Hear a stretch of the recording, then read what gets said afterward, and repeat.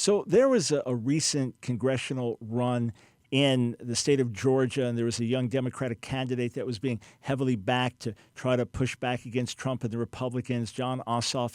And I saw a clip from him. He was on CNN, and he was being asked about something. And the fact was that he did not live in the district where he was running, and so he couldn't vote for himself. And when he was asked about it, this is the explanation that he gave on TV. I've been living with Alicia, my girlfriend, of 12 years down by Emory University, where she's a full-time medical student. And as soon as she concludes her medical training, I'll be 10 minutes back up the street into the district where I grew up. But I want to support her in her career and do right by her. All right, so this struck me as really, really interesting. And please hear me. I'm not condemning the man because he lives with his girlfriend. I'm not condemning the man because he's lived with his girlfriend for 12 years. In fact, 12-year commitment is a lot longer than many married couples have these days. I'm not saying he's the most evil person on the planet, maybe a nice guy in many ways. It just struck me. This is the culture that we're living in today. When someone running for political office can just casually explain they don't live one place because they live with their girlfriend. She's working her way through medical school, so he's there to support her and living with her. And it's no big deal. And no one even thinks anything about it.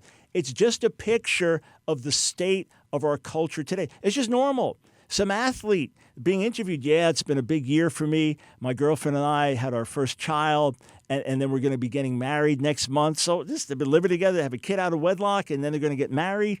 And it's just increasingly common. So, I mean, we have gay political leaders, bisexual political leaders, transgender political leaders. Our president, married 3 times, is just a picture of the larger culture and reminds me of how far we've fallen as a culture. You see, the reality is cohabitation is more harmful than helpful.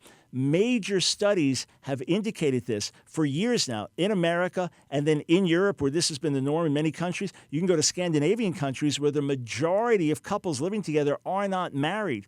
You say, well, isn't that good? Isn't it like test driving a car before you buy it? Actually, it cheapens the commitment.